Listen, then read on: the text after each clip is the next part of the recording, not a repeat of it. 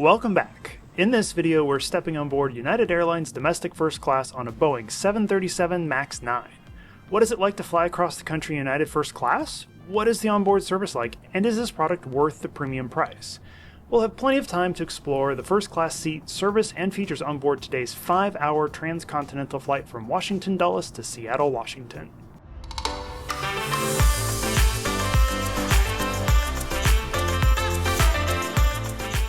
Welcome to Travel at Random. We're Ryan and Trevor. This channel started out of a love of travel.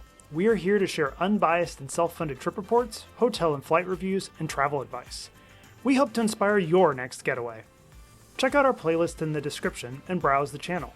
If you enjoyed the video, please hit that like button and subscribe to keep up with our latest content. Thank you for watching. Now let's head to the airport.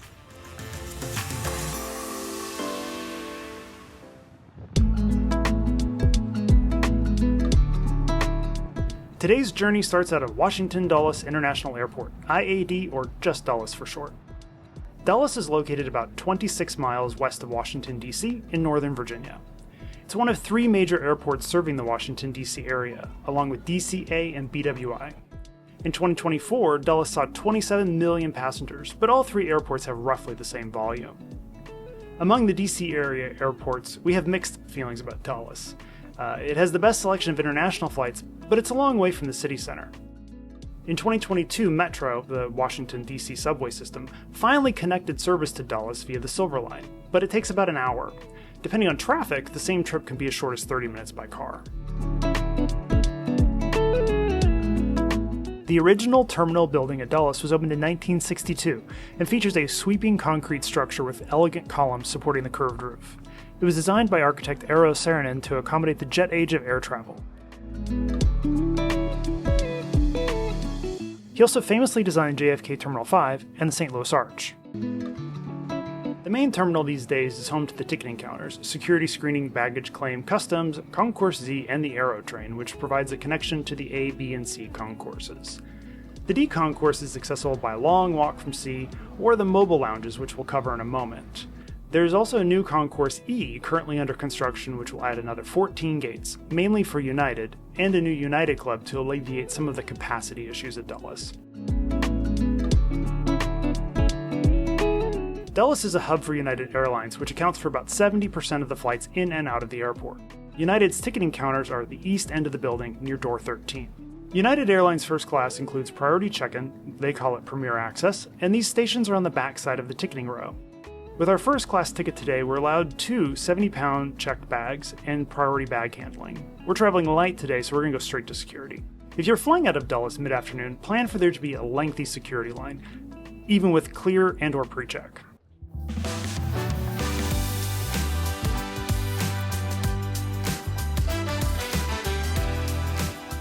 Back when Dulles was originally designed, at the start of the jet era, passengers left the main building in mobile lounges, which would take them directly to the aircraft. This is before jet bridges were widely used. They are capable of raising up to the aircraft level and look like subway cars on top of a 4x4 monster truck. Today, the mobile lounges are still in use, and you'll see them zipping around the airport. Mainly, they provide connections to the D concourse, where we're headed today.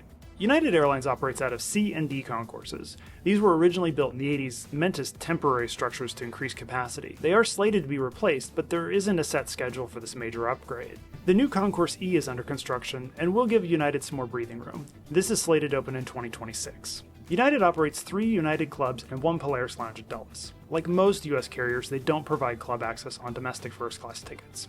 You can add on club access for $50 when you purchase your ticket, or $59 at the club the day of your travel. The lounges at Dulles get very busy in the late afternoon, and you'll often find the clubs, all clubs at Dulles, limit access between hours of 2 p.m. and 7 p.m. That's when most of the international flights are departing. You can purchase an annual membership starting at $750 a year. Also, certain United credit cards include membership or a limited number of passes per year.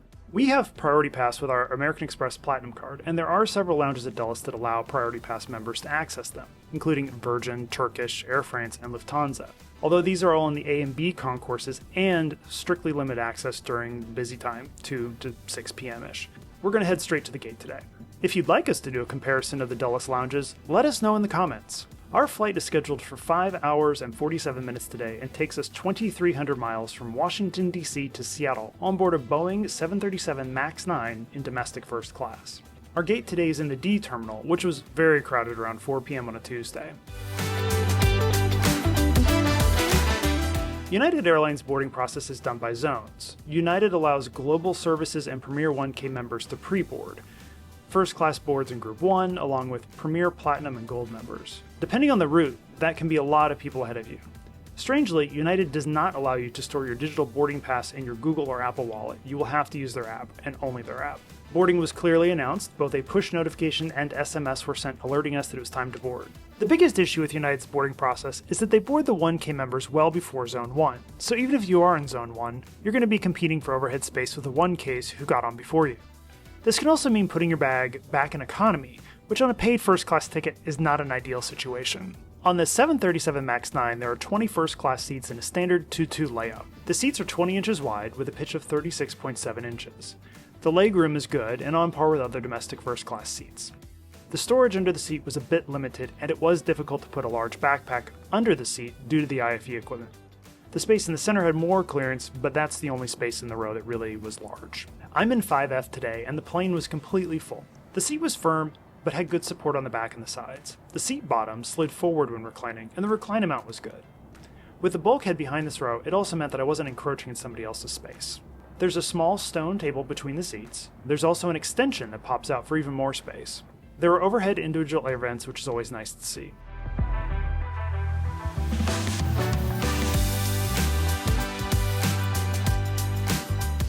The tray table folds out from the armrest. It's a standard bifold first class tray and includes a device holder.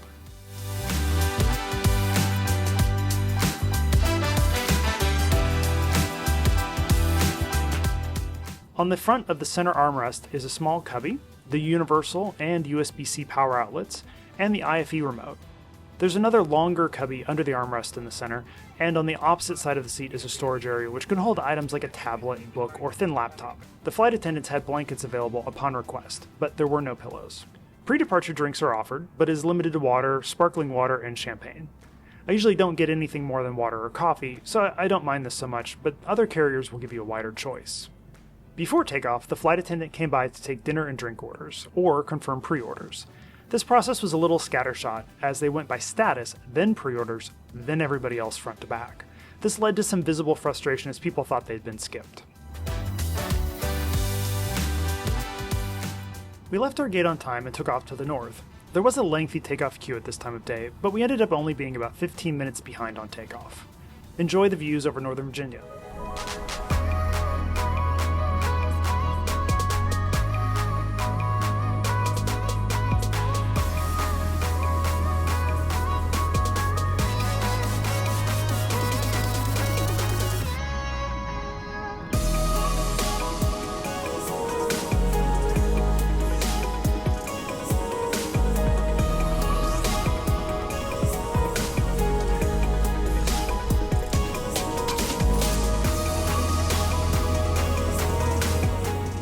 Each seat has a 13.3-inch touchscreen, and the screen is bright and responsive. There's a large selection of movies and TV series available.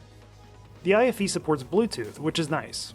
This plane features a fully interactive flight map, and the flight tracker allows for the selection of views. You can zoom, scroll, and rotate the view. The meal time is noted on the screen, which is a cool touch. I also liked the tower view on the ground. It wasn't entirely real time, but it was cool to see the planes moving around, and a nice detail. I really liked that you could do a split screen and have the map and video player up at the same time. I haven't seen that on other carriers.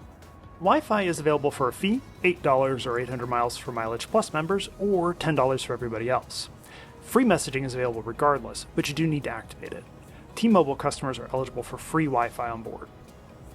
Once connected to the Wi-Fi, you can also use the United Private Screening library of onboard media on your own device. There's a good selection of movies and TV shows, but it was very similar to what was on the IFE. Hot towels are distributed at the start of service, which is always a nice touch. Drink service comes with a hot snack mix. I ordered a gin and tonic, and it was served with a second round by default. United Airlines lets you pre-order on most flights that offer a meal service. This includes flights to and from United hubs. 5 days ahead of your flight, you'll get an email or push prompt to select your meal. Meal service comes out on a single tray with a blue tablecloth. I ordered the pan-seared Chilean sea bass with pearl, couscous risotto, and green beans. The description listed an artichoke and tomato salsa, but that was missing. Also on the tray was a salad with parmesan and sun-dried tomatoes, a roll with butter, and an apple pie. The fish was good, maybe a tad overcooked, but sea bass is forgiving, and I enjoyed the dish. The asparagus retained some crunch, which was nice. The couscous was just okay. It was a bit mushy or overcooked, and didn't really seem like a risotto so much just couscous. In all, the dish was under-seasoned. That salsa might have helped, but I had to break out the salt and pepper in the end. I think the apple pie may have had a cheesecake layer along the back. That or it was very soggy. Either way, it was hard to tell. During the flight, the crew announced a break time for themselves, but were otherwise on hand for drink refills. About an hour before landing, a snack was served. This was a small cheese pizza. It's nice to have a hot snack on this long of a flight. Some other carriers just have a snack basket. The pizza was pretty good for what it was, but it was clearly a prepackaged freezer pizza. The cheese did get a nice crisp edge, but was a little gummy in the crust. This was paired with a final drink service, and I opted for a Coke Zero. There's one lavatory forward of the first class cabin. It is your standard narrow-body Boeing lavatory, a bit tight, but that's common. This plane also featured a lavatory just behind the first class cabin, so foot traffic from economy to the forward bathroom was limited. The flight attendants were cheerful and polite throughout the flight, even when dealing with some demanding passengers. They were proactive with service and offered drink refills throughout. They were friendly and eager to engage on a personal level. And just like that, we're starting our descent to Seattle. We passed a large smoke plume from a wildfire over eastern Washington, and then made our way down as the sun was setting.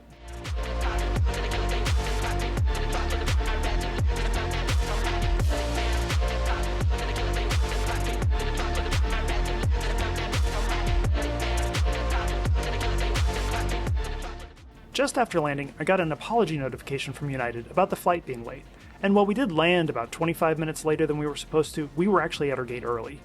We recently covered the same route on Delta in their brand new first class cabin on an A321neo. If you want to check out that experience, we'll put a link in the description. We'll also be covering this route on Alaska Airlines, also in domestic first class, in the next few months, so if you'd like to be notified when that comes out, make sure you click that subscribe button. So how was this United flight? The service on board was good. The flight attendants were great and came by frequently to check on everyone. As I said, I found them to be very friendly and enthusiastic. The seat was firm, and after 3 to 4 hours you start to notice, but it was spacious and the storage options were handy. The food was decent quality and a good portion size, but the flavors were a little flat. Fish can be a gamble on an airplane. I just wish it had more flavor, and I did miss the salsa.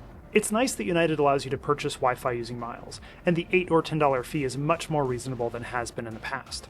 The fact that carriers are still charging for Wi-Fi, as so many others are offering it for free, both to their premium cabin members or their loyalty members, makes this experience come off as a little less than premium. The last note comes down to how United focuses on their Mileage Plus status holders. If you have status with them, I'm sure their setup is great, but as a non-status passenger, paying for first class, you expect not to be treated like a second-class passenger.